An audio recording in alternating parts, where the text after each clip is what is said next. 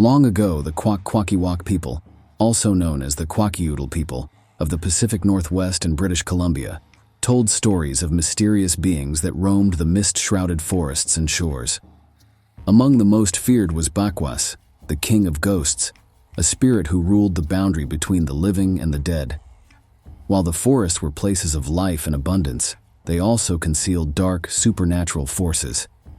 Those who wandered too far from the safety of the village were warned to be cautious, for the mist did not belong to them. Bakwas was no ordinary spirit. Unlike other beings who watched over nature or protected the land, Bakwas had a more sinister purpose. He waited in silence, his tall, gaunt figure hidden in the fog, watching for those who strayed into his realm. His presence was felt before it was seen, a sudden stillness in the air, the whisper of the wind through the trees, or an unsettling chill that crept over the skin. This is the story of Bakwas, the king of ghosts, from Kwakwaka'wakw and Native American mythology. The origins of Bakwas, the king of ghosts, are shrouded in mystery, just as his presence is concealed by the misty forests. His legend is deeply rooted in the Kwakwaka'wakw people's ancient beliefs about the spirit world and its connection to the physical realm. Bakwas does not have a creation story in the traditional sense. He is considered a primordial figure, an embodiment of the boundary between the living and the dead, a force that has always existed and will always remain. In Kwakwaka'wakw cosmology, the world is divided into the realm of the living and the realm of spirits. The physical world, the forests, mountains, rivers, and seas, are inhabited by humans and animals, while the spirit world mirrors this landscape but exists on a separate plane. This parallel world is where spirits dwell, and it can be a place of danger for those who are unprepared or unaware of its presence.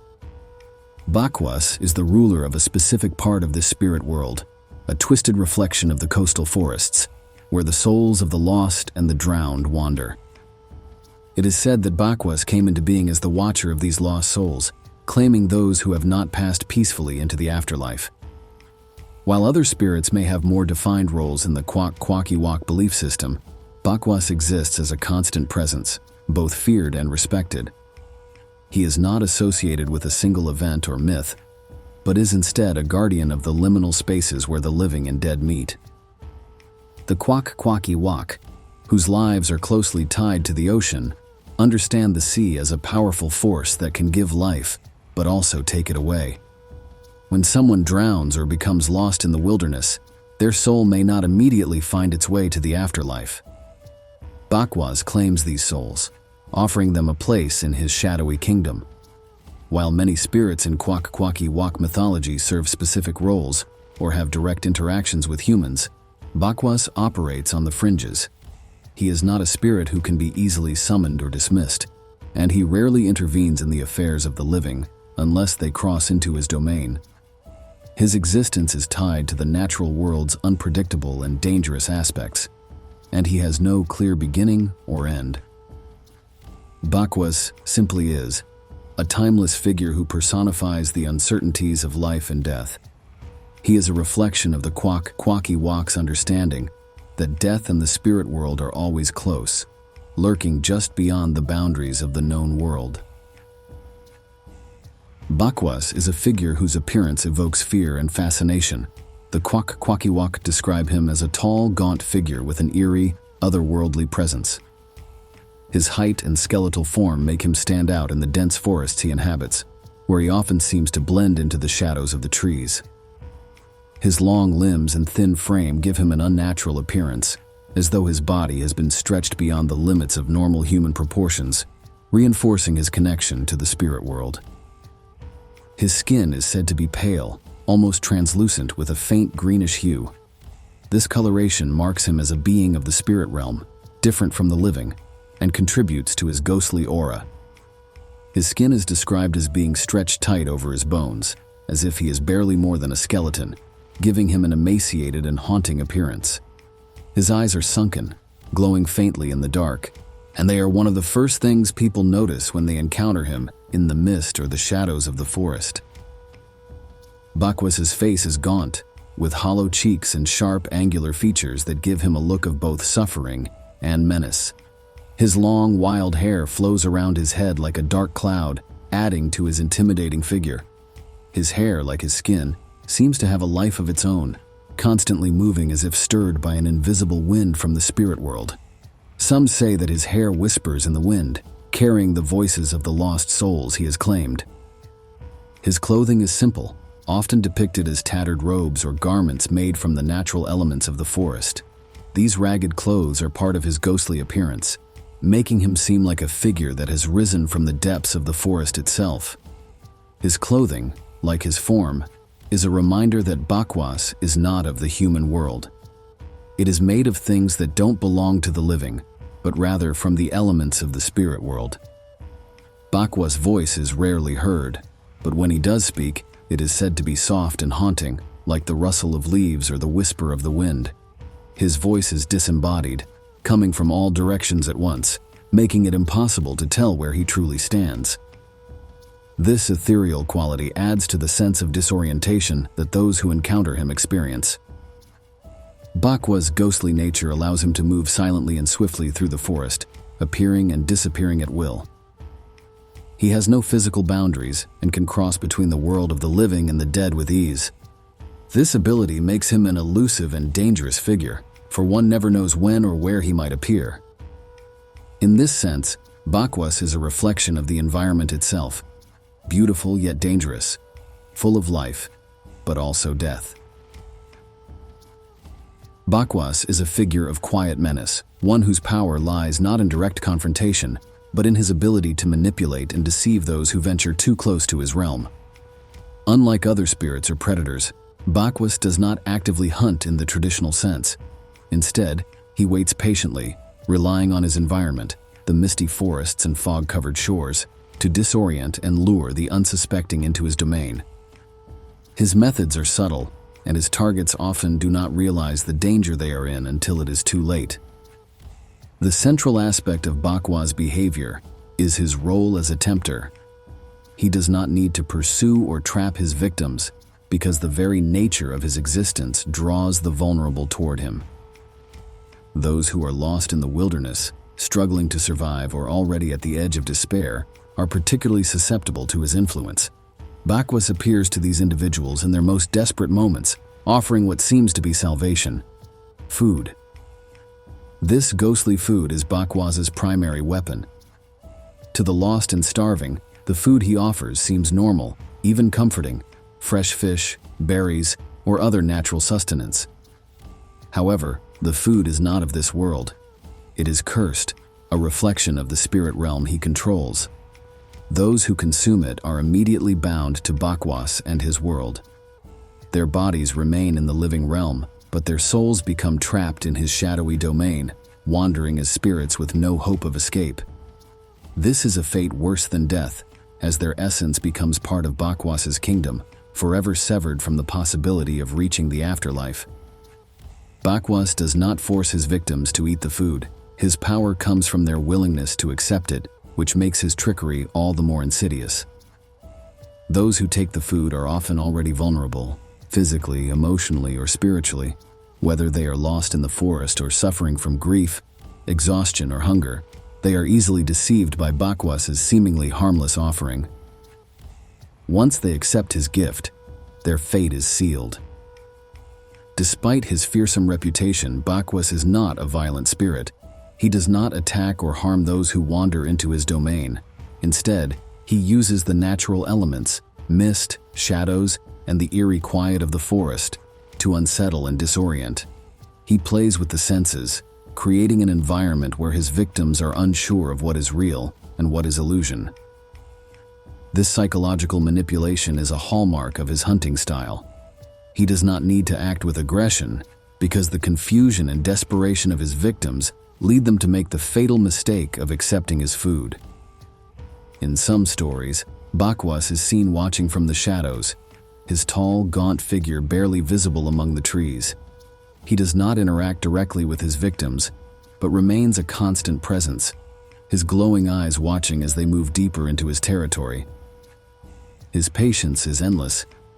He can wait for days, even weeks, knowing that eventually his prey will succumb to their hunger or despair.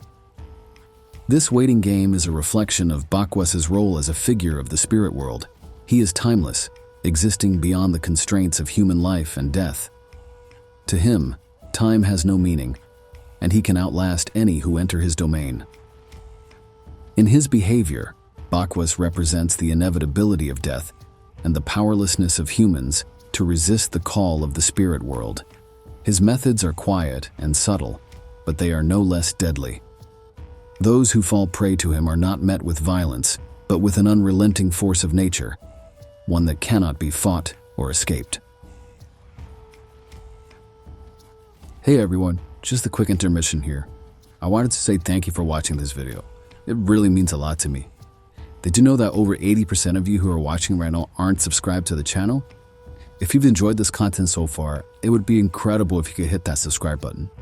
It's a small gesture, but it really helps the channel grow and ensures that you won't miss any more of our fascinating stories we explore together. Also, if you're feeling generous, please give this video a thumbs up, leave a comment, and share with anyone else who may enjoy it. Your support really does make a difference and keeps the content coming. Thanks again, and let's get back to the story. Bakwas has a particularly strong connection to those who have perished in the sea, especially the drowned. For the Kwakwaka'wakw people, the ocean is both a source of life and an unpredictable force of nature, offering bountiful resources while also posing constant danger. The waters are vast and deep, and many who have ventured out to fish, travel, or explore have found themselves lost to its cold embrace. When a person drowns, their body may be swallowed by the sea, never to be recovered.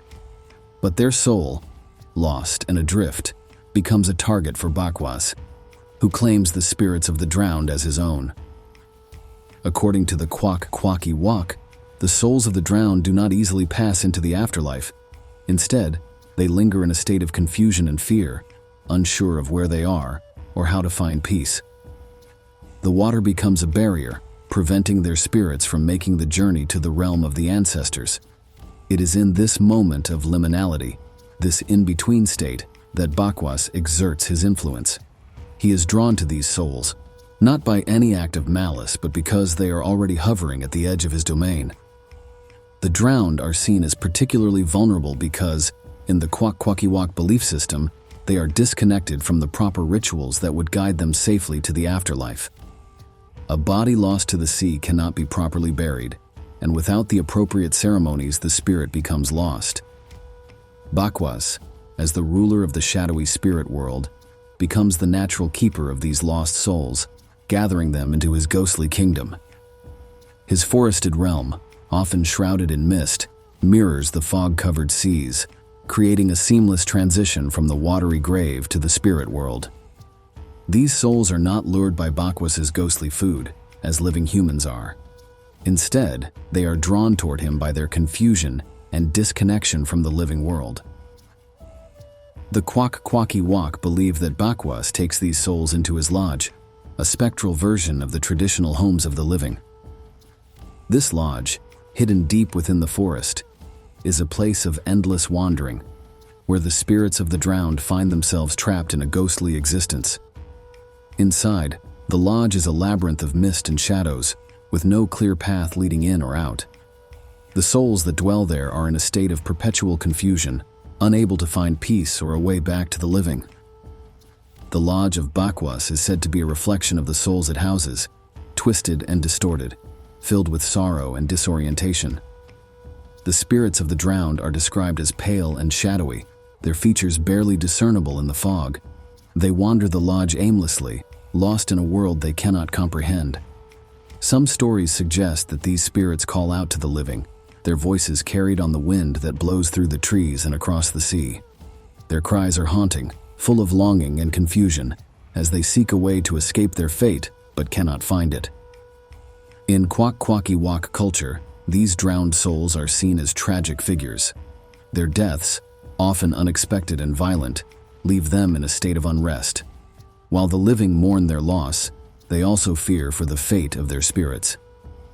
It is said that only a shaman or spiritual leader can release these souls from Bakwas's grasp.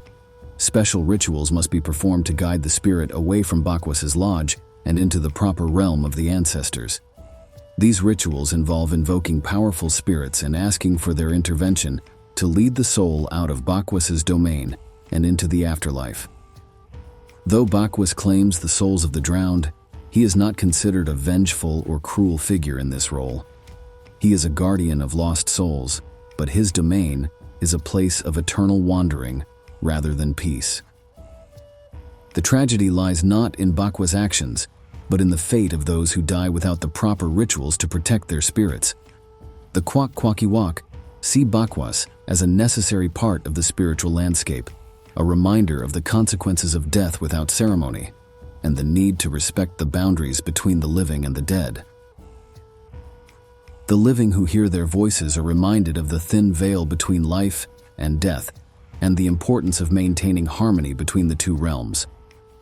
For those who venture too far into Bakwas's territory, whether by sea or by forest, the danger is not just physical but spiritual, as their souls may never return. The Hamatsa ceremony, one of the most sacred and elaborate rituals of the Kwakwaka'wakw people, is an event in which the spiritual world intersects with the living in a dramatic display of power, transformation, and balance. This ritual, also known as the cannibal dance, involves invoking and confronting various supernatural forces, and Bakwas plays a significant role in this ancient ceremony. The Hamatsa ceremony is a rite of initiation for young men who are undergoing a spiritual transformation. It takes place during the winter months and involves several days of complex dances, chants, and performances that bring the spirit world into direct contact with the physical world. The ceremony centers around the figure of Bakwas, the cannibal spirit, and Bakwas, as the king of ghosts, is one of the key spirits represented in this event. His role in the Hamatsa reflects his status as a guardian of the boundary between life and death, and as a figure who must be acknowledged, respected, and at times confronted. In the ceremony, dancers wear intricate masks and costumes that represent the various spirits, including Bakwas. His mask is tall and elongated, reflecting his skeletal, ghostly appearance. The Bakwas mask is crafted with exaggerated features, hollow eyes, sharp cheekbones, and a mouth that is slightly open, as though whispering or breathing softly. The mask is often painted with shades of green and gray, emphasizing his otherworldly and eerie nature. The dancer who takes on the role of Bakwas during the Hamatsa must embody his quiet, menacing presence, moving slowly and deliberately, as though gliding through the air. While Bakwas is not the central figure of the Hamatsa, his presence is vital to the ritual's deeper meaning. He represents the spirit world's pull on the initiate, the temptation to cross fully into the realm of the dead and the ghosts. His role is one of a guide and a gatekeeper, an ever-present reminder that the boundary between life and death is thin, and that one must tread carefully to avoid being lost in the spirit world. His presence in the ceremony is not merely symbolic, it is a reflection of the Kwakwaka'wakw belief that the spirits are always nearby, watching and waiting. The Hamatsa ceremony involves a powerful confrontation between the initiate, the human participants, and the spirits that are called into the ritual space. The young men who are initiated into the Hamatsa are believed to be possessed by the cannibal spirit, and the ceremony serves as a means of exorcising this spirit and bringing the initiate back into harmony with the community. Bakwas, in this context, serves as both a tempter and a guardian. His role in the ceremony is to remind the initiate of the dangers of succumbing to the spirit world's pull. During the dance, the Bakwas figure often moves among the spectators and the other dancers, maintaining his eerie silence. His slow, deliberate movements mirror the uncertainty and unease that those who encounter him in the wild would feel. The dancer portraying Bakwas may approach the initiate, offering a subtle temptation, as though luring him toward the ghostly food that, if accepted, would seal his fate as a lost soul. However, in the context of the Hamatsa, this offer is resisted, as the purpose of the ceremony is to reclaim the initiate from the spirits and return him to the human world. The ceremony is not just about exorcising a dangerous spirit, It is about reaffirming the community's connection to the spirit world and the importance of maintaining harmony with the forces that govern life and death. Bakwas, as the king of ghosts, is a key figure in this balance. He embodies the pull of the spirit world, but also the necessity of respecting its boundaries. Bakwas holds a central place in the spiritual landscape of the Kwakwaka'wakw people, representing both the unknown and the inevitable. His presence looms over the boundaries of their world, embodying the thin line between the living and the dead. He is a representation of the deep connection between the natural world and the spirit world, a symbol of the dangers and mysteries that lie beyond human understanding. His legend serves as both a cautionary tale and a reflection of the Kwakwaka'wak's respect for the unseen forces that govern their lives. Though few may see Bakwas with their own eyes, his presence is always felt, woven into the mist, the wind, and the silence of the forest. As long as the boundary between the living and the dead exists, Bakwas will continue his eternal watch, ensuring that those who belong to the spirit world remain there, and that those who wander too close to his domain understand the consequences of crossing that line.